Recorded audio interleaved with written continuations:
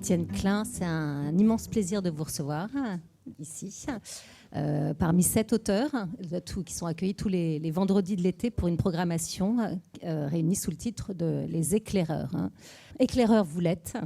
Vous êtes physicien, philosophe des sciences, directeur de recherche au commissariat à l'énergie atomique et aux énergies alternatives, enseignant à l'école centrale, mais aussi homme de radio, écrivain, alpiniste. Vous êtes un physicien physique de haute voltige qui pense aussi bien avec sa tête qu'avec ses pieds.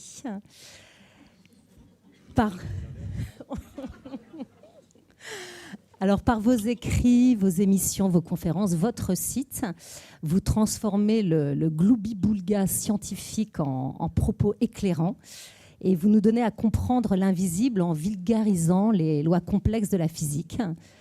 Un de vos objectifs pour donner le goût des sciences et de donner du goût aux sciences. Les observations de Galilée, le mur de Planck, la théorie de la relativité, le boson de Higgs et la théorie du Big Bang. Vous avez, dites-vous, le grand projet d'être compris.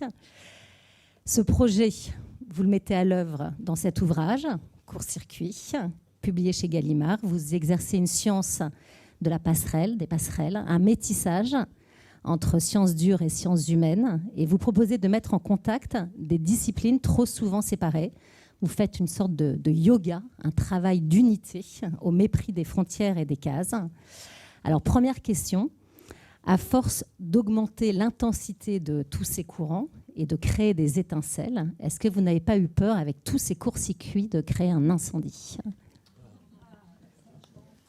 Bien, bonsoir à toutes et à tous, merci d'être si nombreux. Je dois vous dire que je suis ravi d'être à Brest parce que c'est la ville dans laquelle ont habité mes parents avant que je naisse. Je suis le deuxième de la famille, le premier, il est né ici, il a grandi ici, et puis à partir du deuxième, ils ont déménagé en région parisienne. Ils habitaient rue de Siam.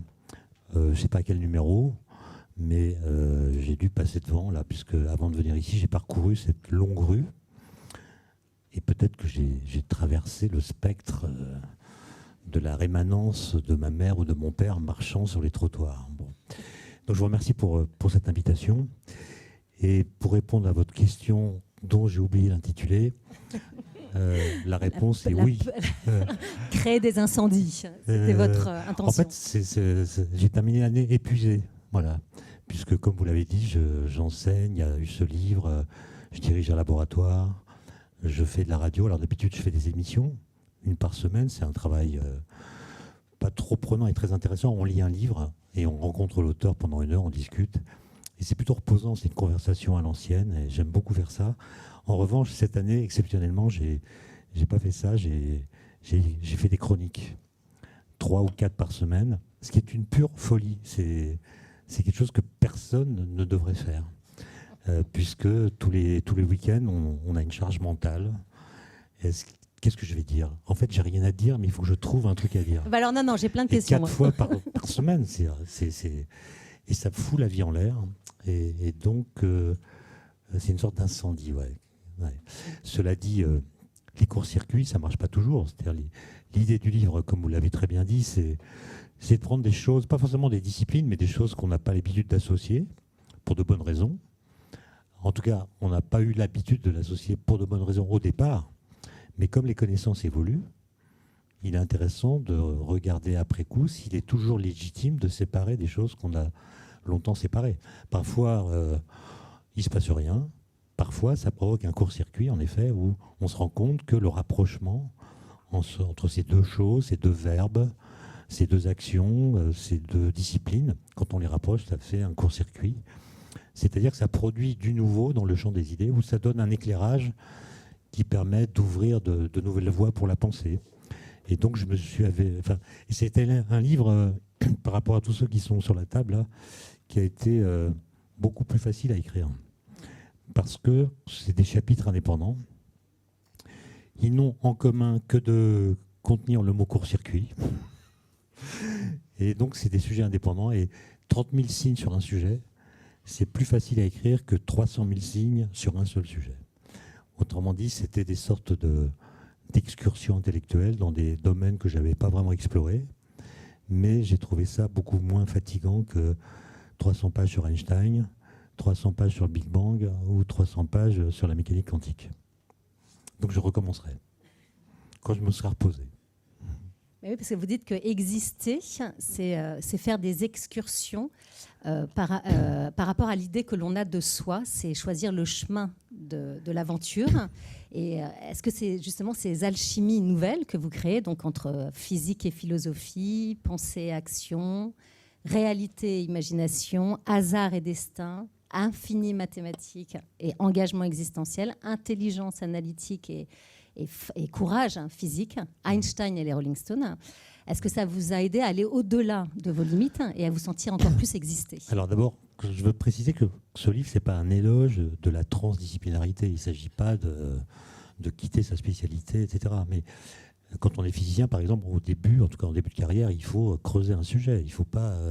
Autrement dit, l'ennemi du chercheur, c'est la curiosité. Un chercheur, il se doit de ne pas être curieux. C'est paradoxal de dire ça, je sais, mais en fait, il faut creuser son truc.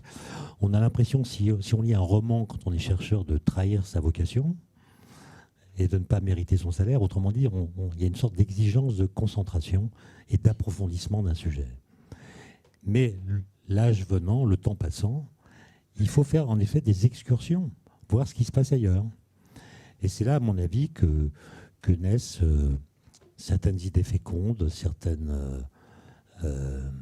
façon de regarder le monde. Vous avez cité Einstein. Einstein, c'est quelqu'un qui a provoqué, en tout cas c'est la lecture que je fais de sa façon de réfléchir, des courts-circuits en permanence. Telle théorie dit ça, et rien ne permet de la remettre en cause. Elle est compatible avec toutes les observations qu'on peut faire et qu'elle permet d'écrire. Mais il y a une autre théorie à côté qui dit autre chose, et qui elle-même n'est pas contredite par les faits ou par les résultats, par les expériences. Qu'est-ce qui se fait, qu'est-ce qui se passe si j'essaie de faire parler la première théorie pour voir ce qu'elle pense du temps, à ce que dirait l'autre théorie si elle parlait du temps? Est-ce que c'est compatible ou est-ce qu'il y a une contradiction?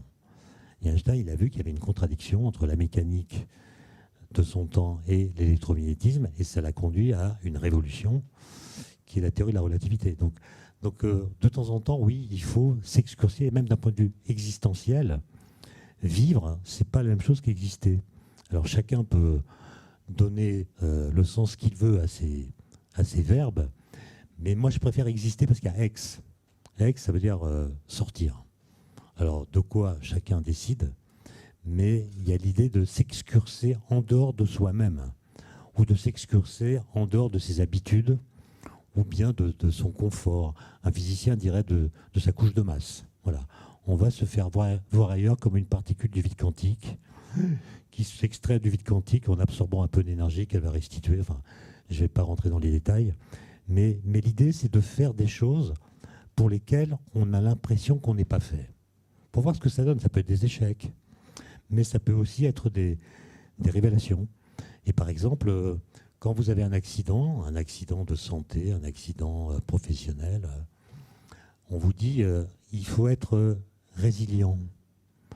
Autrement dit, il faut s'accommoder de ce handicap ou des séquelles de l'accident, qu'elles soient physiques ou psychologiques.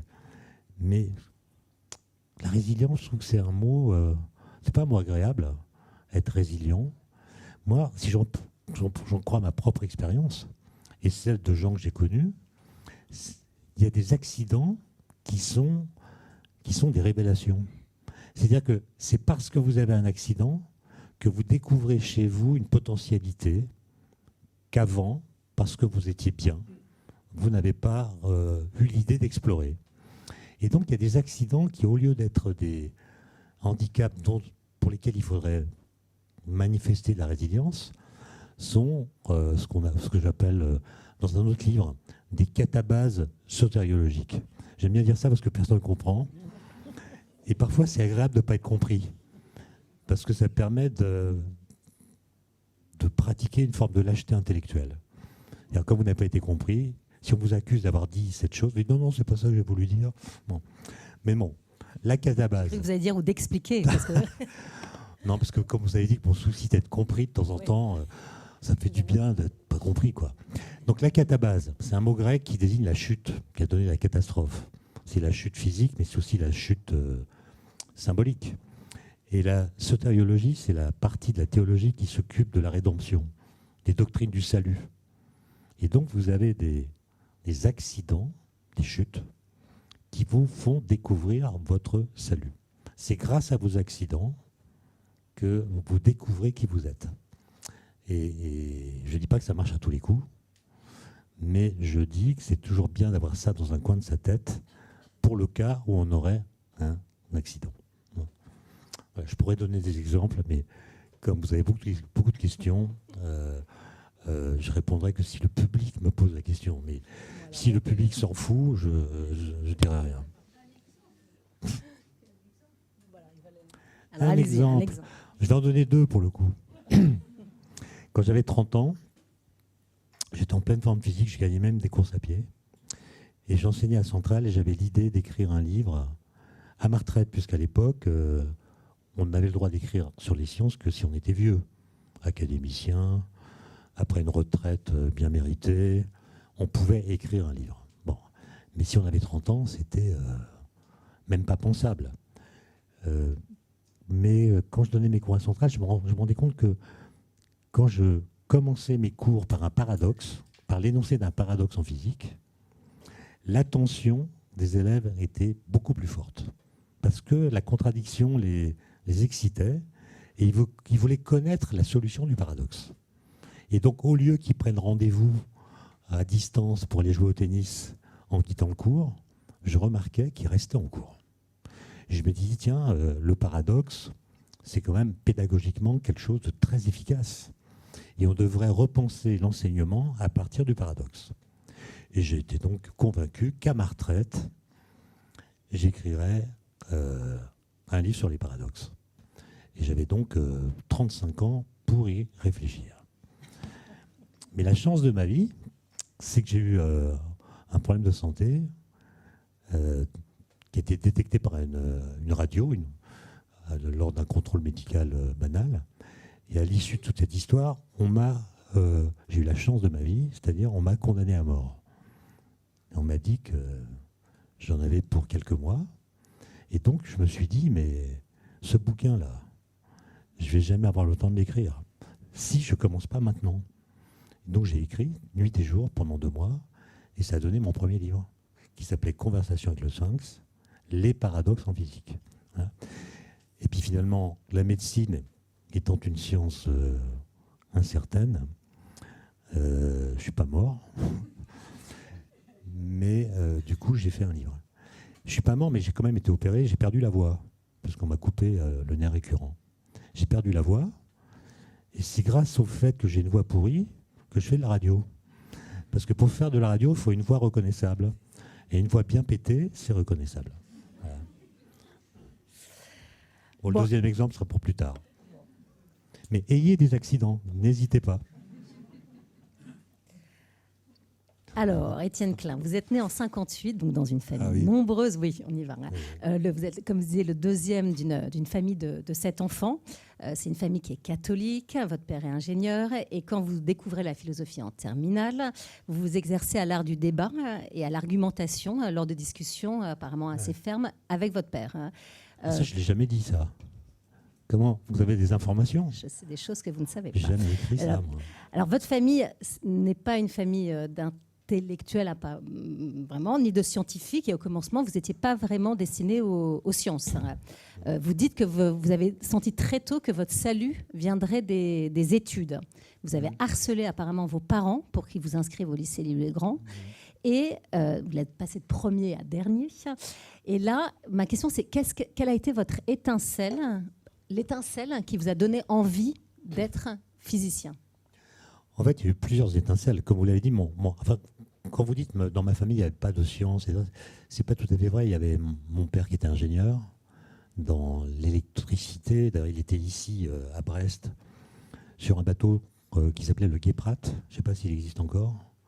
Et le Guéprat, il était chargé de détecter les premiers signaux envoyés par le premier satellite français qui s'appelait je ne sais plus comment. Donc, il était parti dans l'Atlantique pour capter des signaux.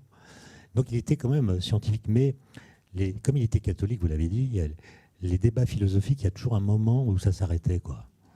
Et j'étais frustré. Et du coup, les chocs que j'ai pu avoir, ou les étincelles, la première dont je me souvienne, c'est la lecture du discours sur l'origine de l'inégalité parmi les hommes de Jean-Jacques Rousseau. Parce qu'à cette époque-là, en cours de français, on lisait des pièces de théâtre. Corneille, Racine, Molière. En seconde, classe de seconde. Donc ceux qui s'en souviennent savent qu'on avait des boutons et on devait aller sur la scène, enfin sur l'estrade, déclamer en récitant du Molière l'amour qu'on avait pour une jeune fille qui était en face, rougissante. C'était un supplice. Comment est-ce qu'on peut imposer ça à des jeunes gens? Moi, ça m'a traumatisé. J'étais hyper timide. Tout le monde était timide, en fait. Et on avait cet exercice imposé d'aller déclarer devant tout le monde son amour à une jeune fille qui avait presque autant de boutons que nous, quoi. Mais alors, quel rapport avec la physique? Eh bien, c'est que, après, en classe de première, j'ai lu Rousseau et j'ai découvert l'argumentation. Rousseau, il argumente. Alors que dans les pièces, les gens exprimaient leurs sentiments, leurs états d'âme. C'est intéressant. Mais là, j'ai découvert ce que veut dire argumenter. Il avait tort sur beaucoup de points, Rousseau. Ce n'est pas parce qu'on argumente qu'on a raison. Mais découvrir les ressorts de l'argumentation, ça m'a complètement séduit, enthousiasmé. Et ensuite, j'ai eu un professeur qui s'appelait Monsieur Bogart, qui nous faisait un cours sur Blaise Pascal. Alors Blaise Pascal, qui a 400 ans, vous le savez, cette année, ça c'était un choc. D'abord parce que ce professeur, quand il parlait de Blaise Pascal, il pleurait. C'était un vieux monsieur, il pleurait. Donc déjà, ça pose une ambiance. Et quand je découvre que Blaise Pascal, il a écrit ce traité sur le vide, il a écrit les pensées, évidemment, il a travaillé, il a inventé les transports en commun, à Paris en tout cas, avec le carrosse à 5 sols. Il a eu des joutes intellectuelles avec le Père Noël, qui n'était pas le Père Noël des sapins, qui était le révérend Père Noël, qui était le directeur de la Compagnie de Jésus. Et ils avaient une correspondance très violente sur l'existence du vide. Il avait 23 ans. Et à 23 ans, il se permettait d'attaquer, par l'argumentation, quelqu'un qui, dans la hiérarchie de l'époque, avait une place plus qu'honorable. Et il y a aussi l'écriture de Blaise Pascal. Je ne sais pas si vous avez lu les lettres au Père Noël. Ça s'appelle comme ça dans les œuvres complètes. Les lettres au Père Noël, c'est une écriture absolument incroyable. Et ça ne m'a pas directement ramené à la physique. La physique, en fait, à l'époque, c'était surtout des maths. On écrivait des équations. Et moi, j'étais bon en maths, donc j'étais bon en physique. Mais je ne peux pas dire que je comprenais la physique. J'étais bon élève parce que je faisais les choses proprement. Mais je ne comprenais pas. C'est en enseignant qu'on comprend. C'est quand on donne cours qu'on est obligé de comprendre ce qu'on raconte. Mais pour être bon élève, il n'y a pas besoin de comprendre. Il n'y a qu'à se transformer en une sorte de chat GPT autoporteur encore. Mais le vrai choc, c'est quand j'avais 20 ans, donc j'étais étudiant à l'école centrale. Je ne savais pas trop quoi faire. Je n'avais pas de vocation. Mais quand même, j'avais un oncle aumônier de prison qui m'avait dit: Étienne, maintenant que tu es étudiant, il faut que tu te bouges un peu pour les prisonniers. Il m'avait engagé comme militant contre la peine de mort, qui à l'époque, en 1976, n'était pas encore aboli. Donc mon premier article, c'était sur la peine de mort, qui était paru dans le courrier des lecteurs du magazine Le Pèlerin. Bon. Et j'avais écrit 3 pages, ils avaient gardé 10 lignes, qui quand même m'ont censuré. Bon, bref. Et donc j'ai commencé à donner des cours en prison, et ça m'a passionné. Mais je donnais aussi des cours dans les beaux quartiers pour payer ma chambre. Sauf que ça m'intéressait plus de donner des cours en prison que dans les beaux quartiers. Donc j'ai cessé de donner des cours dans les beaux quartiers. Du coup, je ne pouvais plus payer ma chambre. Et donc je suis allé voir la direction des études de Centrale. Et je leur ai dit: il faut que vous me trouviez un stage pour cet été, peu importe lequel, je m'en fiche. Ce qui compte, c'est le salaire. plus ça sera payé, plus je prendrai. Il me dit, ça tombe bien, on a reçu des propositions pour des stages d'été, étudiants d'été, au CERN. CERN à Genève, donc grand laboratoire de physique, payé en francs suisses. Ça consiste le matin à suivre des cours donnés par des grands physiciens, et l'après-midi, on travaille dans une équipe de physiciens. C'était énorme les sommes, en francs suisses. Donc je fais un dossier. À l'époque, le dossier, c'était une page. Maintenant, c'est 50 pages Internet avec des lettres de recommandation. Là, je fais un dossier, je suis pris. Et donc, j'arrive au CERN, un jour de juillet. On était 150 étudiants venus de toute l'Europe. Donc là, je découvre l'Europe. Je découvre des gens qui viennent de toute l'Europe. Et le premier jour, on nous fait visiter la machine qui existait à l'époque, qui s'appelait le SPS, qui est un collisionneur de 6 km sous terre. On fait la visite. Je suis complètement scotché parce que je vois des choses dont on ne m'a jamais parlé. On remonte à la surface dans un monte-charge. On était une quinzaine pour la visite. On se met dans le monte-charge. Et au moment où la porte va se refermer, il y a un gros physicien qui rentre. Et ça déclenche l'alarme. Donc, on le regarde, genre... voilà. Et le gars nous dit « When I say yes, then press ». Quand je dis yes, vous appuyez sur le bouton. Et là, on voit ce type de 120 kilos, on le voit sauter en l'air. Une fois qu'il est en l'air, il dit « yes », on appuie sur le bouton et ça part. Je me dis « tiens, j'ai bien envie d'être physicien ». Alors, et l'autre truc, attendez. L'autre truc, c'est que pendant la visite, il y a un gars qui nous explique les manifs, je ne comprends rien, c'est un collisionneur de particules, il y a des protons qui entrent en collision avec des antiprotons. Bon. Il nous dit, finalement, cette collision met de l'énergie dans le vide quantique, et dans le vide quantique, il y a des particules endormies qui n'ont pas assez d'énergie pour exister vraiment, mais si on leur donne de l'énergie, elles sortent du vide, et elles laissent une trace dans les détecteurs. Alors moi, j'avais lu la correspondance entre Blaise Pascal et le Père Noël, qui termine l'une de ses lettres en disant « Le vide tient le milieu entre le néant et la matière ». Le vide, c'est entre le néant et la matière. C'est pas la matière, c'est pas le néant, c'est entre les deux. Et je me dis, mais ces gars font des manips qui permettent de comprendre ce qu'est le vide. J'achète. Et puis on avait des profs surtout incroyables, des profs comme Weizkopf, qui faisaient des cours. C'était l'été, il faisait beau, et les cours, c'était des fêtes de l'esprit. Ce n'était pas des cours pour faire un examen à la fin. C'était de la jubilation intellectuelle. Et là, c'est là que j'ai plongé. Voilà. Mais alors justement, qu'est-ce que c'est être un physicien ? Mais je ne sais pas. Je ne sais pas, c'est pour ça que il y a mille manières de l'être, plutôt. Par exemple, pendant très longtemps, moi, j'ai travaillé sur des grands projets, des expériences, avec des lasers, avec des atomes, ou bien avec des accélérateurs de particules. Et j'ai arrêté il y a une dizaine d'années pour fonder un laboratoire un peu original, dans lequel il y a des physiciens qui travaillent avec des philosophes des sciences. Et l'idée, c'était... parce que être physicien, c'est évidemment passionnant, mais je tournais un peu en rond, c'est-à-dire il ne faut pas compter sur moi pour avoir une idée géniale ou pondre une nouvelle théorie.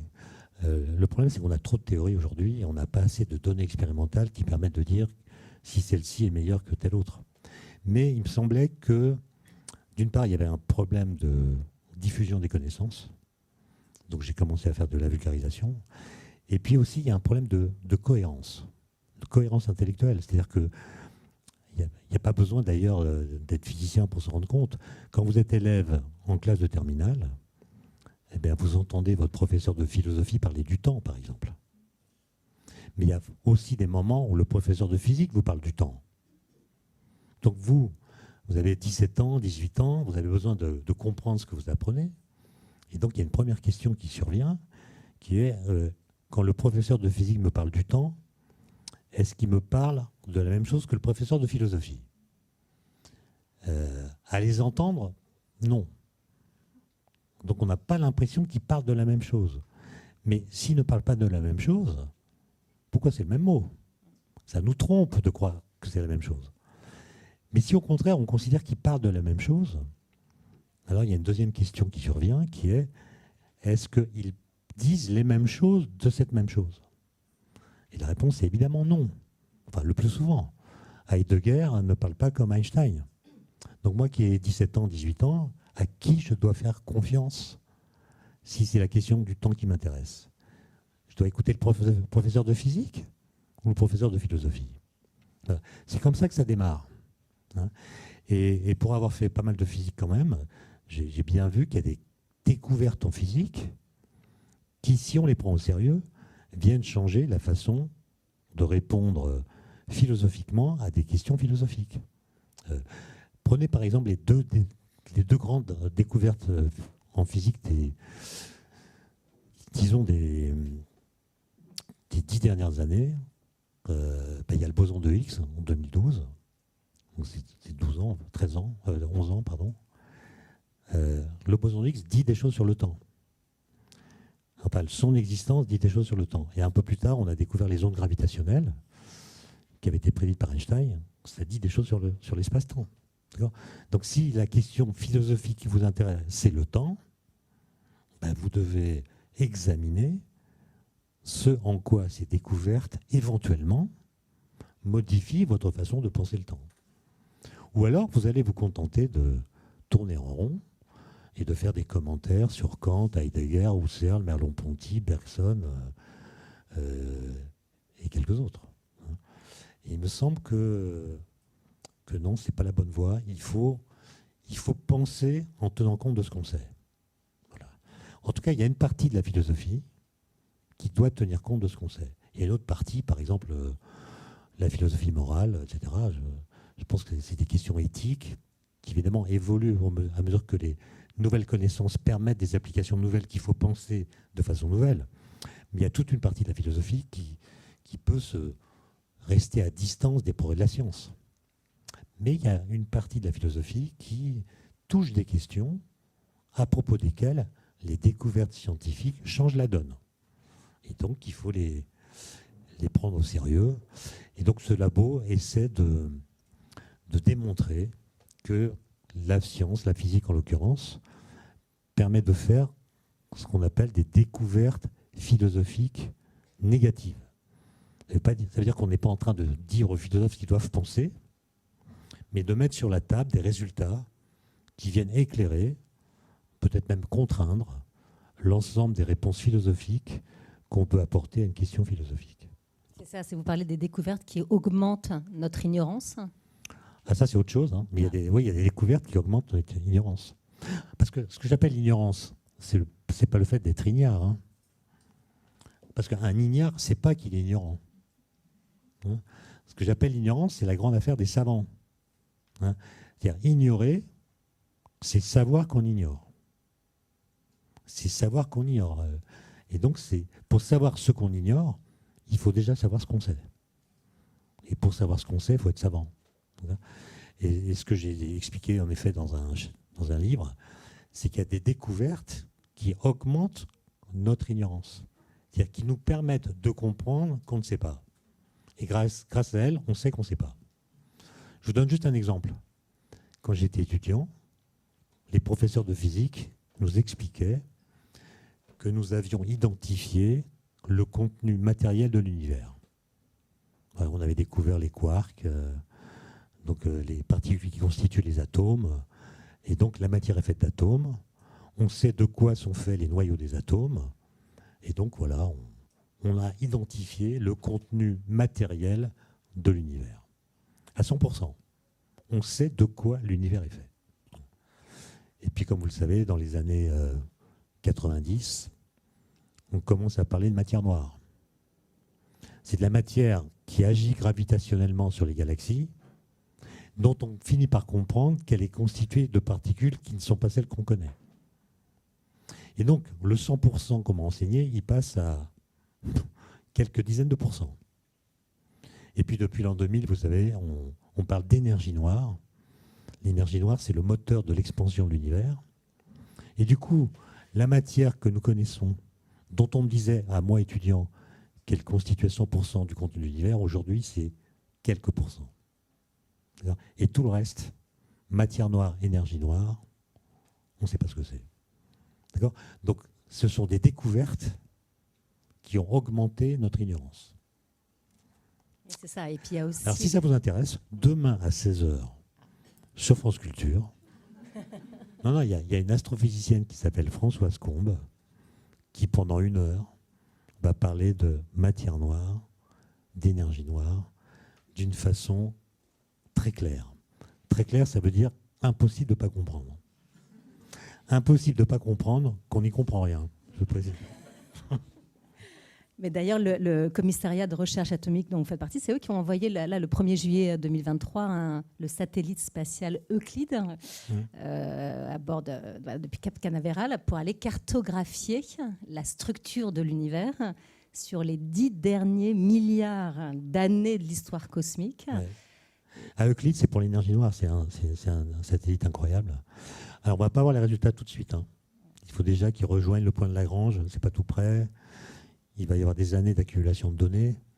Mais vous voyez, quand j'ai dit il y a de la matière noire et de l'énergie noire, ça, c'est dans l'hypothèse que les équations d'Einstein sont justes. Mais peut-être qu'elles sont fausses. Et alors, si elles sont fausses, il y a peut-être un moyen d'expliquer la dynamique des galaxies sans faire l'hypothèse de matière noire ou d'énergie noire. Enfin, pour la matière noire, il y a un petit doute. Pour l'énergie noire, je crois que le fait qu'il y ait une accélération de l'expansion, c'est clair et net. Mais pour la matière noire, il se pourrait qu'elle n'existe pas et qu'il faille corriger notre façon de comprendre la gravitation. Et avec Euclide, on va peut-être pouvoir trancher ce débat. Et donc, moi, je vous recommande vraiment, et je m'applique ce conseil à moi-même, de rester vivant encore au moins 10 ans, quoi. Parce que mourir sans savoir s'il y a de la matière noire ou pas, c'est quand même dommage, quoi. Surtout si vous mourrez 1 an avant qu'on la prenne, quoi. Faut tenir. Bon, alors en juin 2022, suite à la pandémie du Covid, il y a eu un rapport de Jean-Pierre Dupuy qui a été rendu sur la misère scientifique dans l'intelligentsia française. Alors, il évoque donc la crise de nos démocraties et le fait que nos sociétés sont profondément façonnées par le savoir scientifique et technique, alors même que l'écrasante majorité des citoyens a un niveau médiocre, voire nul, concernant ce savoir. Vous dites qu'il y a une urgence à vulgariser, qu'il y a une urgence non plus essentiellement culturelle et scientifique, mais aussi, est-ce que c'est une urgence politique ? Alors, je vais être précis là-dessus, parce que moi, je n'ai pas du tout une conception scolaire de la citoyenneté. C'est-à-dire que je pense qu'un citoyen, une citoyenne, qui ne s'intéresse pas aux sciences, qui ne veut pas en entendre parler, qui les méprise, est un aussi bon citoyen qu'un citoyen qui s'y intéresse. Autrement dit, on ne peut pas noter la citoyenneté par un coefficient qui serait l'intérêt de la personne pour les sciences. Donc ça, c'est une première chose. Maintenant, les classements internationaux qui comparent les pays montrent que la France est en chute libre. Le niveau moyen des Français en maths s'effondre, alors qu'on a une élite très forte. Et ça, je pense que c'est lié à évidemment pas mal de facteurs. Mais il n'y a qu'en France, par exemple, qu'on vous fait croire quand vous êtes à l'école, et on fait croire aux parents, qu'il y a différentes sortes de cerveaux. Il y aura des cerveaux intellectuels, d'autres plutôt scientifiques, littéraires, manuels. Ce sera engrammé dans le cerveau. Et en fait, un enfant à 10 ans, il sait déjà s'il est bon en maths ou pas. Et selon ce qu'on dira de son niveau en maths, son orientation sera calculée à partir de ce soi-disant niveau. C'est complètement absurde. Complètement absurde. Et la France est comme ça. Et les pays qui sont en tête des classements, comme les pays du Nord, c'est l'inverse. Si un élève a des difficultés en maths, on ne lui dit pas qu'il est nul en maths. On lui dit, garçon ou jeune fille, on va t'aider. Et donc, on lui donne des cours supplémentaires. On change le professeur parce que peut-être c'est une question de personnalité du prof. Il est hors de question qu'il reste mauvais en maths. Et donc, dans les pays du Nord, et il y a d'autres exemples, le niveau moyen de la population est très élevé. Et le classement qui me semble devoir alerter les politiques, c'est le classement TIMSS qui mesure les performances en maths et en sciences des élèves de CM2 et de 4e dans tous les pays de l'OCDE. Eh bien, la France est avant-dernière. Et le seul pays qui soit derrière nous, c'est le Chili. Et un pays qu'on a tendance à mépriser parce qu'il n'a pas de prix Nobel, il n'a pas de médaille Fields, il nous fournit beaucoup de femmes de ménage, qui est le Portugal, 10 places au-dessus.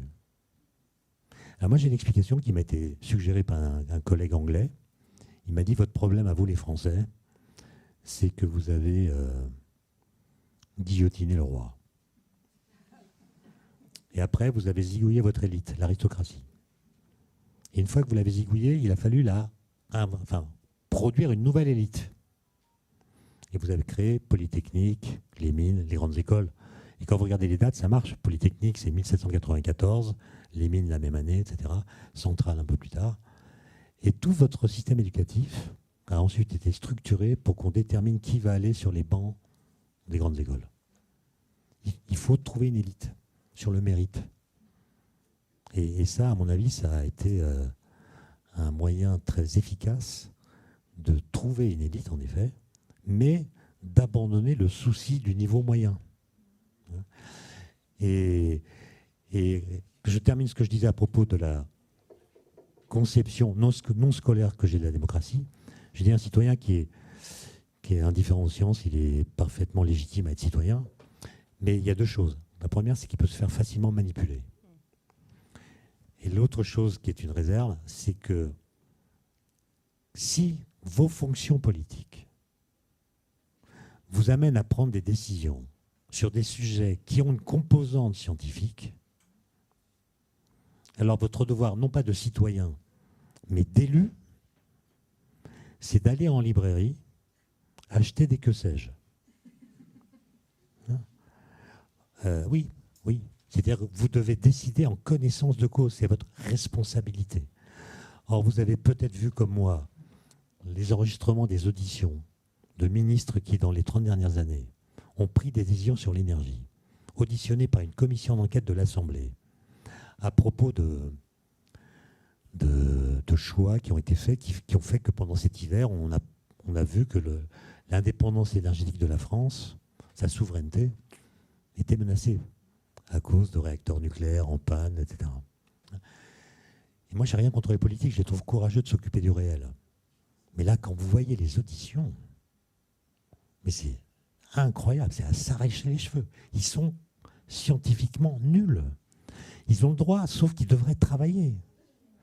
Et ils ont pris des décisions comme ça, à partir d'arguments complètement idéologiques. C'est-à-dire que quand vous avez une idéologie, vous n'avez plus besoin d'être compétent. Le fait d'avoir un avis tranché sur telle ou telle chose vous dédouane de l'obligation de vous instruire. Par exemple, vous dites je suis pour le nucléaire. Ben, vous êtes pour le nucléaire, c'est bon. Si je vous demande, mais est-ce que vous savez pourquoi on met de l'uranium dans les centrales nucléaires? Pourquoi on ne met pas de l'aluminium? Je suis pour le nucléaire. Et si vous êtes anti-nucléaire, je vous demande pourquoi on met de l'uranium? Ah non, je suis anti-nucléaire. Je ne vais pas en entendre parler. Et donc le fait d'être militant pour ou contre vous permet d'être incompétent. Ça devrait être l'inverse. Je suis militant, donc je dois savoir dire pourquoi je me suis forgé un avis. Pour le dire en une phrase, se forger un avis, c'est pas la même chose qu'avoir un avis. Ça demande du travail. Avoir un avis, c'est trop facile. C'est une sorte de caution qui permet de se dédouaner de l'obligation de s'instruire. Autrement dit, je nuance mon truc pour dire quand on a une responsabilité, on doit travailler et pas simplement faire de la communication. Bon, alors moi j'avais envie qu'on parle des particules intriquées. Alors je voulais vous faire lire, mais je ne sais pas si on a le temps en fait. Mais peut-être. Vous voulez lire ou c'est moi qui lis?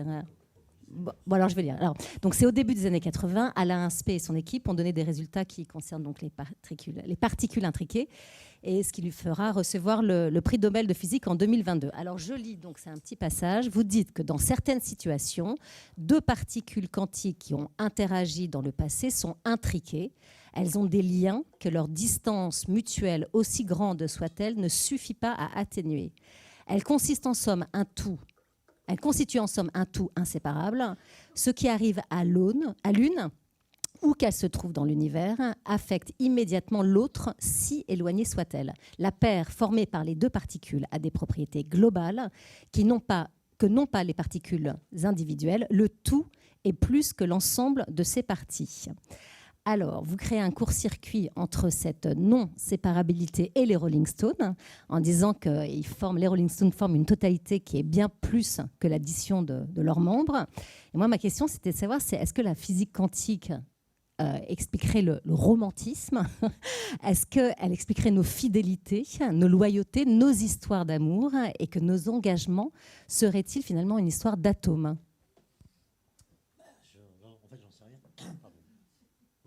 J'en sais rien, j'irai pas jusque-là, parce que en fait, la physique, elle est devenue puissante par le fait qu'elle a limité ses ambitions. Elle s'intéresse à des choses très particulières en négligeant toutes sortes de phénomènes qui ne sont pas de son ressort, par exemple la conscience, par exemple la vie, par exemple les relations entre les individus. Est-ce qu'on peut dire, et je pense que c'est le sens de votre question, que des esprits ou des âmes pourraient être intriqués comme des particules? Ça n'a jamais été démontré. Et tous les phénomènes dont vous parlez dans ce texte que vous avez lu, c'est des phénomènes qui ont lieu au niveau des particules. Or, quand on agrège des particules, par exemple pour faire un cerveau ou un être humain, les propriétés quantiques disparaissent parce que la mécanique quantique ne marche que pour des objets très petits à l'échelle individuelle. Donc je ne sais pas. Mais d'un point de vue métaphorique, la physique quantique vous permet de dire des choses que vous observez à l'échelle macroscopique sans que ça veuille dire que l'explication est quantique, si vous voulez. Pour les Stones, c'est évident que les Stones, ils forment un groupe qui est plus que la somme de ses membres. Enfin, les carrières solo des Stones, c'est pas terrible. Et je sais pas comment vous fonctionnez vous, mais moi quand je vois la photo d'un des 4 Stones, je vois les autres. Donc il y a une sorte d'intrication qui les lie. C'est évidemment une métaphore, hein. Je ne dis pas qu'il y a des phénomènes quantiques qui expliquent le fait que les Stones apparaissent comme un groupe solidaire et en quelque sorte intriqué.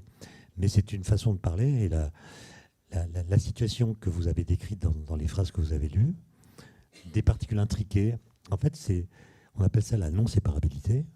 Et en fait, c'est impossible de s'en faire une image. C'est-à-dire que dès que vous essayez d'imaginer comment on pourrait représenter ce phénomène, vous allez dire il y a une particule qui est là, une autre qui est là, et dans la seule façon de présenter la situation, vous allez les séparer. Alors que la physique quantique vous dit non, elles sont non séparables.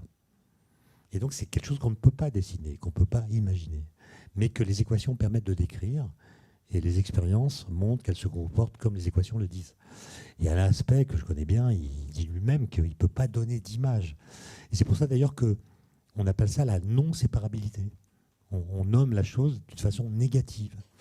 On ne sait pas le dessiner, mais on sait ce que c'est pas. Voilà, les particules ne sont pas séparables.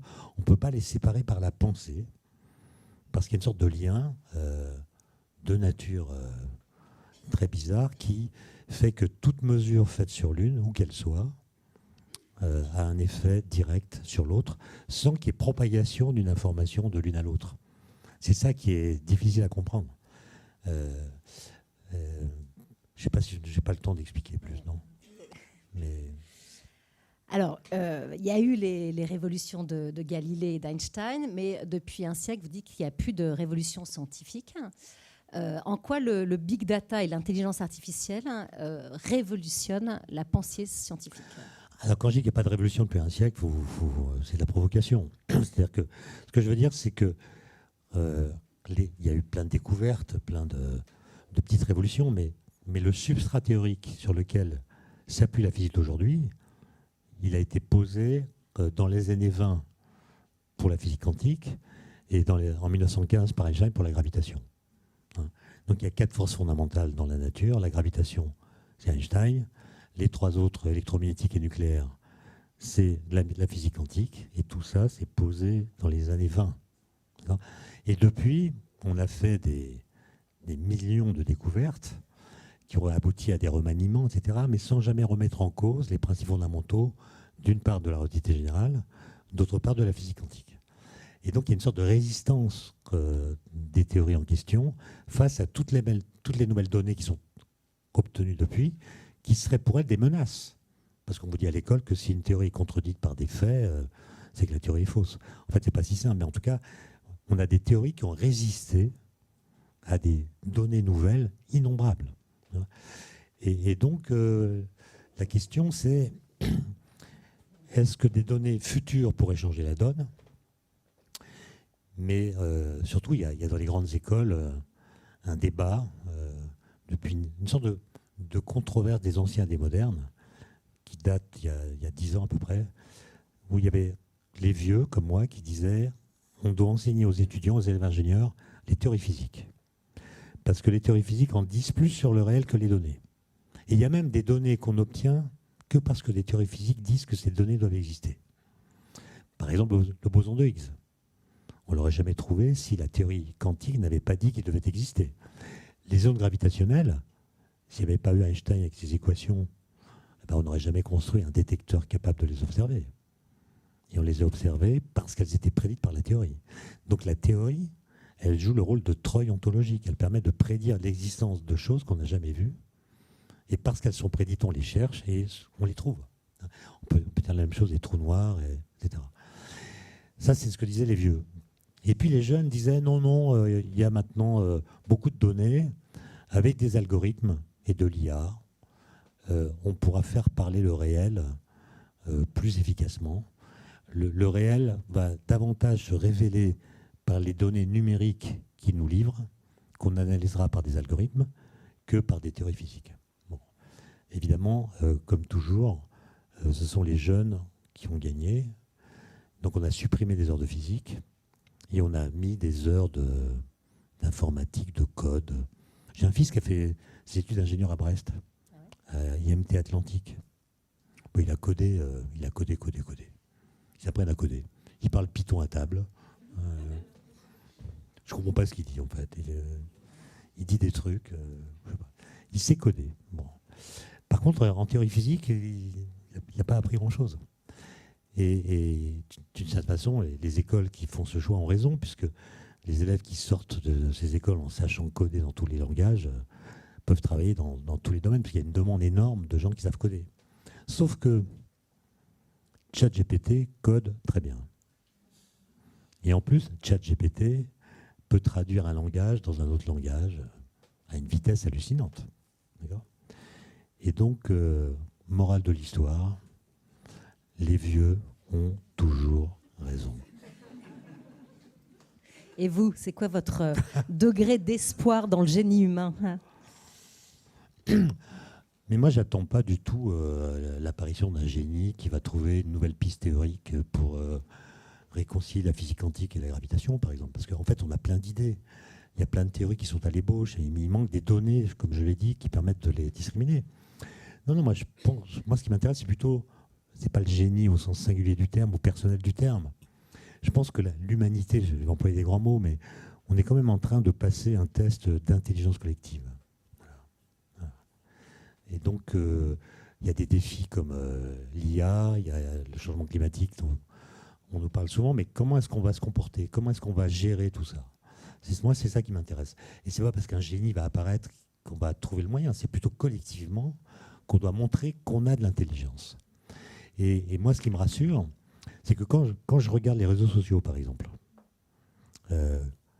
notamment Twitter, si je me dis que si je me mets dans la tête l'idée que l'humanité ressemble à ce qu'elle montre dans Twitter, là, je déprime. Et je me demande même pourquoi j'ai fait la vulgarisation. Voilà. C'est-à-dire que cette humanité telle qu'elle se montre là ne mérite pas de l'éducation, de la vulgarisation, parce qu'il y a une forme d'arrogance incroyable, même une arrogance de la bêtise et de la méchanceté. Les donneurs de leçons, l'insulte, c'est effrayant. Mais la bonne nouvelle, c'est que moi, j'ai jamais rencontré dans la vie collective des gens qui se comportent comme sur Twitter. Et donc, je me dis qu'il y a un biais colossal et qu'il faut oublier l'image que l'humanité donne d'elle-même par le biais des réseaux sociaux. Mais bon, parfois je regarde, parce que quand on est attaqué, c'est bien de se défendre. Il y a un monsieur qui m'a attaqué là, sur Twitter pour je ne sais pas quoi, et je lui réponds, il me traite de nul. Je réponds, monsieur, je vous remercie d'avoir pris le temps de m'informer sur l'état de moi-même. Grâce à vous, je me sens devenir plus lucide. Et le type, tout gêné, ah excusez-moi, vous savez, on est sur Twitter, c'était une blague, mon œil. Mais il n'y a jamais quelqu'un qui va vous insulter dans la rue comme ça. Autrement dit, le numérique, les réseaux sociaux, ça vous permet de monter dans les tours. Parce que vous parlez dans le vide, vous ne parlez pas à quelqu'un, vous parlez de quelqu'un. Mais dès que cette personne se montre qu'elle existe, autrement que par une icône, vous redevenez humain. Et donc, la grande question, c'est comment devenir humain quand les machines se mettent à parler, quand les machines prennent la parole. Qu'est-ce que ça veut dire être humain quand des machines parlent comme des humains? Qu'est-ce que notre parole a de singulier par rapport à la parole des machines? Emmanuel Levinas, que j'aime beaucoup, disait « La parole va bientôt perdre la parole ». Et bien, qu'est-ce que c'est qu'une parole humaine? Les gens se demandent, est-ce que l'IA va devenir vraiment intelligente, consciente d'elle-même? Je ne crois pas, moi. L'IA, elle apprend sans comprendre. Donc la question n'est pas de savoir ce que va devenir l'IA ou ce que fait l'IA. La question est de savoir ce que nous fait l'IA. Qu'est-ce que l'IA change à nos façons de communiquer, de parler, de penser, de réfléchir, d'apprendre, d'enseigner, etc. Et là-dessus, je parle d'intelligence collective. Qu'est-ce qu'on va faire de tout ça, quoi? Et moi, ce qui m'inquiète, c'est d'entendre des personnalités parler comme ChatGPT. C'est ça qui m'angoisse, c'est qu'on se mette à parler comme des robots, quoi, comme ChatGPT, qui utilise des phrases assez simples, pas de faute d'orthographe. Ça, c'est un bon exemple. C'est comme ça qu'on détecte les copies rédigées par ChatGPT. Pas de faute d'orthographe. Pas possible. Mais alors, il y a une version de ChatGPT avec faute d'orthographe intégrée. Parce que c'est pas évident de mettre des fautes d'orthographe. Vous avez un texte sans faute d'orthographe. C'est pas évident d'en ajouter. Il faut que ce soit cohérent. Et s'il y a une faute grossière là, alors que le reste est bon, ça ne va pas. Donc, ChatGPT peut vous aider à mettre un taux de faute d'orthographe cohérente qui fasse passer votre copie pour un exercice crédible. Mais quand même, on est mal. Il faut quand même qu'on réfléchisse un peu là. Il faut qu'on réfléchisse un peu. Bon, alors, est-ce que quelqu'un a une question qui va nous aider à mieux réfléchir? Merci. On peut opposer la philosophie aux sciences, dans la mesure, par exemple, où si on veut faire des découvertes sur la métaphysique, il vaut mieux se diriger vers la philosophie plutôt que la physique. Si on veut parler de Dieu, par exemple, il vaut mieux effectivement recourir à des philosophes comme Heidegger, par exemple, qui en a parlé dans tel ou tel livre. Donc, qu'est-ce que vous en pensez, cette opposition? Je suis d'accord avec vous. Si la question qui vous intéresse, c'est Dieu, ou d'autres questions métaphysiques ou religieuses, de façon générale, la physique ne vous donne pas d'argument. Mais moi, j'observe quand même que quand vous écrivez un livre qui fait croire que la science prouve Dieu, il se vend à 1 million d'exemplaires. C'est louche, non? Et en même temps, ça donne des idées. Voilà. C'est quand même, il y a une espèce de... Ce qui est quand même frappant, c'est que si j'en crois ces indices de lectorat, c'est que les gens s'intéressent beaucoup plus aux conclusions des scientifiques qu'à la science. On veut savoir ce que les scientifiques pensent. Et d'ailleurs, quand on interroge un scientifique à la radio ou à la télé, on lui demande ce qu'il pense. Mais on s'en fiche de ce qu'il pense. Ce qui nous intéresse, c'est ce qu'il sait. Et on ne demande jamais aux scientifiques « Qu'est-ce que vous savez ?» On demande « Qu'est-ce que vous pensez ?» Et ça a conduit à des trucs incroyables. Pendant le Covid, pour prendre cet exemple, on a mis en avant des personnalités. On leur demande qu'est-ce qu'elles pensaient de ceci ou de cela. Mais il a fallu demander « Qu'est-ce que vous savez ?» sur le taux de transmission, sur les médicaments, etc. Ah, qu'est-ce que vous pensez? Ça va s'arranger ou pas? Non, qu'est-ce que tu sais, coucou? Et ça, je trouve que voilà, les conclusions sont beaucoup trop mises en avant par rapport aux connaissances. Et, donc, Et quand on fait croire aux gens que la science pourrait prouver Dieu, par exemple, on fait preuve d'une double naïveté. D'abord parce que pour connaître Dieu scientifiquement, il faut le reconnaître. C'est-à-dire il faut savoir qui il est, donc le définir a priori, pour le reconnaître dans un résultat scientifique, par exemple. Comme on a fait pour l'atome. On a fini par découvrir l'atome après l'avoir pensé. Donc quelles sont les propriétés physiques que doit avoir Dieu pour qu'on puisse prétendre l'avoir détecté? Je vous souhaite bon courage. D'autant plus que les théologiens ne sont pas d'accord là-dessus.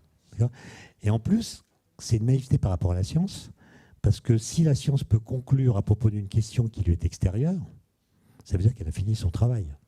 Et elle a tellement fini son travail qu'elle peut conclure à propos d'une question qui ne fait pas partie de son propre champ. C'est-à-dire que la science est terminée. Donc vous voyez, dans les deux cas, on a une sorte de contradiction, mais il y a une grande partie du public qui est crédule, qui est vraiment crédule là-dessus. Et si un jour, moi, j'ai des difficultés financières, j'ai déjà un titre. Hein. La portée mystique de la physique. Est-ce que quelqu'un a une autre question? Merci. Je souhaitais vous poser une question sur la conscience. Moi, mon accident, ça a été l'apparition, il y a une dizaine d'années, d'une intolérance aux ondes électromagnétiques qui m'a fait découvrir la physique quantique un petit peu, et ça m'a absolument passionnée. Et en ce moment, ce sujet de la conscience ne serait pas une production de notre esprit, de notre corps, ce serait plutôt l'inverse. Et la conscience serait extérieure à notre... Je voulais savoir un peu ce que vous en pensez, ce que vous en savez, et comment les consciences individuelles sont-elles interconnectées. Enfin, je crois que c'est un sujet pour lequel personne ne peut répondre actuellement. Oui, c'est ça. Et vous avez trouvé la réponse. Moi, je ne sais pas répondre. Quand vous dites la tendance est de penser que la conscience n'est pas individuelle, mais qu'elle est partagée, etc. Bon, ça dépend de qui vous lisez. Hein. Il y a des gens qui pensent que la conscience se réduit à l'activité physico-chimique du cerveau, à l'activité cérébrale. Mais en fait, on n'a jamais l'explication complète. C'est-à-dire que avoir une conscience de soi, parce que la conscience, c'est d'abord la conscience de soi, plus que la conscience des autres. Hein. La conscience de soi... quelle est son origine? Est-ce qu'elle est réductible à une connaissance de l'activité chimique essentiellement du cerveau? Ou est-ce que la conscience a une sorte d'extraterritorialité par rapport à la physique? Et personne ne sait répondre à cette question. Autrement dit, est-ce que la conscience, c'est en gros, pour le dire simplement, une solution des équations de la physique quand la complexité du système devient très grande? Ou est-ce que c'est quelque chose qui s'ajoute à l'activité physique du cerveau? Voilà. Mais juste pour finir, pour moi, la grande question, c'est pas de comprendre l'origine de la conscience, c'est de comprendre l'origine de la non-conscience. C'est-à-dire comprendre pourquoi cette table n'a pas de conscience, pourquoi ce verre n'a pas de conscience. Et quand on verra pourquoi la conscience n'apparaît pas dans les objets qui n'en ont pas, je pense qu'on sera mieux armé pour comprendre pourquoi la conscience apparaît. Donc les neuroscientifiques devraient s'intéresser aux tables. Il vient de se produire en Afrique un coup d'État dans un pays dont la France tire son uranium. Ouais. Je pense que vous êtes au courant. J'ai pas lu la presse depuis 2 jours, mais j'ai entendu quand même parler de ça. Oui, ouais. bon. Alors, j'ai pas la boule de cristal, mais je pense que ça va très probablement être problématique pour la France. Que vont devenir les centrales nucléaires qui utilisent l'uranium? Quel va être désormais le prix de l'énergie qui est déjà cher? Bah moi, je trouve pas. Alors, qu'est-ce que vous en pensez? Moi, je trouve pas que ce soit cher. Voilà. Je ne parle pas de l'uranium spécifiquement, mais ce que je veux dire, c'est que, évidemment, je fais de la provocation, mais je pense que tous les dérèglements dont nous parlons là sont liés au fait que l'énergie est gratuite. Voilà. Je vous donne un exemple. Combien d'énergie vous consommez par jour pour faire fonctionner votre métabolisme, votre corps? Alors, la bonne unité, c'est les joules, mais les factures EDF, elles sont rédigées en kilowattheure. Kilowatts par heure, donc on va prendre comme unité le kilowattheure. Eh bien, la bonne réponse à la question que j'ai posée, c'est 2,4 kilowattheure. Donc, chaque jour, vous mangez 1 kilowattheure d'énergie. En gros, un repas, c'est 1 kilowattheure. Le petit déjeuner, c'est 0,5. Vous les avez. Okay. Pour donner un ordre de grandeur plus physique, le kilowattheure, c'est l'énergie que vous dépensez quand vous faites l'ascension du Mont Blanc depuis Chamonix. Il y a 3800 mètres de dénivelé. Vous pesez 70 kilos. MGH, c'est l'énergie potentielle. G, c'est la constante de gravitation. H, c'est l'altitude. MGH, pour une personne de 70 kilos, il va dépenser 1 kWh d'énergie pour escalader le Mont Blanc. Okay. Donc, si vous escaladez le Mont Blanc, il faut manger plus. OK. Combien coûte 1 kWh à la pompe à essence? Dans un litre d'essence, il y a 7 kWh. Aujourd'hui, c'est presque, disons, 2 €. Vous enlevez les taxes. Votre kilowattheure, il coûte quelques dizaines de centimes d'euros. Maintenant, vous prenez le kilowattheure EDF chez vous. Je ne sais pas les prix exacts, mais je crois que c'est autour de 15 centimes d'euros. Alors qu'un repas, c'est plusieurs euros, voire plusieurs dizaines d'euros. En fait, ce que je suis en train de vous dire, c'est que l'énergie est gratuite. D'accord ? L'énergie est gratuite. Et ce qui se passe, tous les problèmes actuels, enfin une grande partie, c'est qu'on se rend compte que l'énergie ne peut pas être gratuite parce qu'elle est rare et elle est finie. Les énergies fossiles sont finies, au sens pas infini, etc. Et donc le prix de l'énergie, il est condamné à monter. Et ce qu'on appelle la transition énergétique, c'est la transition vers un système où on paye l'énergie à son juste prix. Et c'est ça qui est violent. C'est ça qui est violent. Mais je fais de la provocation. Je suis d'accord pour dire que le coût de l'énergie dans un ménage devient de plus en plus grand et ça devient dur à tenir.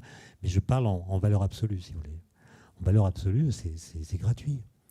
Et le fait que tous les systèmes économiques se soient basés sur le couple capital-travail, en oubliant l'énergie comme s'il était gratuite, c'est un oubli. Voilà. Voilà, c'est un oubli. On amène des panneaux photovoltaïques fabriqués en Chine. Pourquoi ? Parce que le transport ne coûte rien.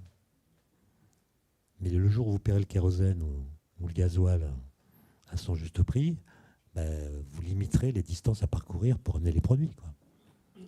C'est ce truc-là qui est en train de changer. Oui. Acheter un billet d'avion 15 € pour certaines destinations, 15 €. Payez même pas votre gasoil. D'accord ? Donc voilà, moi je dirais qu'il faut qu'on paye ce pourquoi on doit payer les services qu'on a, quoi. Oui, bonjour. Moi j'avais une question sur, vous avez évoqué dans des articles ou des revues l'échec un petit peu de la vulgarisation ou de la... puisque ça s'adresse toujours finalement au même type de public. Et dans les projets scientifiques, maintenant, de plus en plus, si on veut être financé, on a un aspect médiation. Et est-ce que finalement, une solution serait justement de multiplier ces actions de médiation, mais alors peut-être vers des écoles, ou peut-être agrandir le public. Je voudrais savoir ce que vous en pensiez, quoi. Moi, j'aime pas le mot médiation. Voilà, j'utilise pas parce que j'ai l'impression que je fais partie du GIGN quand c'est quand même pas si grave. On a l'impression qu'il y a des gens qui sont là et il faut une médiation, sinon ça va exploser. Non. Moi, prof, ça me va bien. Vulgarisation, ça me va bien. D'accord ? Il y a des gens qui savent et qui parlent à des gens qui savent d'autres choses et qui vont apprendre dans ce que le professeur sait. C'est-à-dire ça suppose une hiérarchie au sens où celui qui parle est censé en savoir plus que celui qui écoute. Or aujourd'hui, il y a une forme de relativisme qui est que chacun peut dire ce qu'il pense de n'importe quoi. Et quand j'ai dit que la vulgarisation était un échec, c'était là encore de la provocation pour faire réagir. C'est-à-dire qu'il y a des connaissances de base qui ne sont pas acquises. Voilà. Et pour moi, c'est un enjeu démocratique. Plutôt républicain, parce que je pense que, pour dire les choses avec un peu d'emphase, je ne pense pas que la science, elle n'est pas démocratique, elle n'a pas vocation à l'être. Si vous voulez savoir si une théorie est juste, vous ne faites pas un référendum. Hein ? Donc ça n'a rien à voir avec la démocratie. Par contre, elle est républicaine. Elle est affaire publique. Tout le monde n'a pas la chance de faire des études. Mais si on est dans une république à la française, c'est-à-dire non communautariste, tout citoyen, même s'il n'a pas fait d'études, doit être mis en contact avec des connaissances scientifiques qui n'appartiennent à personne en particulier. E égale MC2, ça appartient à personne en particulier. Le deuxième principe de la thermo, pareil. Et donc, il doit être mis en contact, quitte à s'en désintéresser, mais on doit lui apporter cette connaissance dont il fera ce qu'il voudra. Mais le contact doit avoir lieu. Or, le Covid m'a montré qu'il y a beaucoup de cas, plus nombreux que ce que j'avais imaginé, où le contact ne s'est jamais fait. Et où des gens n'ont jamais été abreuvés par des résultats scientifiques, par des démonstrations scientifiques, et s'abreuvent à d'autres sources. Et c'est accentué par le numérique. Comme madame parlait de la conscience, bah ça c'est une loi très ancienne, c'est que notre cerveau n'aime pas être contredit. Ça a toujours été vrai, avant le numérique. Avant le numérique, les gens de gauche ne lisaient pas le Figaro. Les gens de droite ne lisaient pas l'Humanité. Pourquoi ? Parce que lorsque vous lisez le journal, vous voulez que la façon dont les événements vous sont rapportés soit homomorphe à votre propre lecture du monde. Là, je ne parle pas du journal, hein, je parle du vrai monde. Okay ? Sinon, vous êtes choqué et vous changez de journal. Ça a toujours été comme ça. Sauf que maintenant, en quelques clics, vous livrez des informations à des algorithmes qui vont rapidement détecter vos tropismes intellectuels, culturels, et vont vous abreuver en articles, en vidéos, qui vont dans le sens de ce qu'ils savent que vous pensez. Or, penser, c'est dire non à sa pensée, c'est être contredit. Et là, vous êtes dans des bulles cognitives, des chez-soi idéologiques, et vous êtes constamment alimenté en arguments qui vont dans le sens de ce que vous croyez déjà. Et ça, pour moi, c'est le grand risque. Et pour avoir vu, j'habite Paris, j'ai vu les manifs de gens qui allaient manifester contre ceci ou cela. Et je me suis dit, mais ces gens, on est dans la même société, eux et moi, mais on n'est pas dans le même monde. On n'est pas dans le même monde. Les gens qui pensent que la Terre est plate, les gens qui pensent que la Terre est plate, qu'on appelle les platistes, il n'y en avait pas avant. Moi, quand j'étais enfant, jeune, j'ai jamais entendu parler de gens qui pensaient que la Terre était plate. Il n'y avait pas de livre qui le disait. Il n'y avait pas de source. Et puis là, tout d'un coup, avec Internet, il y a plein de sites platistes. Et d'ailleurs, je vous mets au défi de réfuter tous les arguments des platistes. Il y en a des milliers. Personne n'est capable de les réfuter tous. Et il paraît qu'il y a 17% de platistes en France. C'est beaucoup, hein. Moi, j'en connais pas assez pour dire que c'est 17%. J'en connais un, en fait. Un de mes voisins me saoule. Enfin, quand il me voit dans la rue, j'en ai pour 1 heure. Donc j'invente des trains fictifs. J'ai un train à prendre, je dois aller à Brest. Donc j'ai appris par cœur les horaires de Brest pour que ça... Et il me sort des trucs. Et je ne suis pas toujours capable de répondre tellement c'est... Mais il y a des sites très bien faits qui donnent tous ces arguments. Et donc c'est l'existence de ces sites qui a amené des gens vers ces bulles cognitives dans lesquelles ils sont enfermés. Mais il faut parler à ces gens. Non pas pour les convaincre. On n'y arriverait pas. Mais il y a quand même des choses qui se passent en eux. Parce que ce gars, il m'a dit finalement, il m'a croisé là l'autre jour, il me dit, Monsieur Klein, vous savez, des platistes, il y en a tout autour du globe. Et là, je me suis dit, ça chemine. C'est lent, mais ça chemine.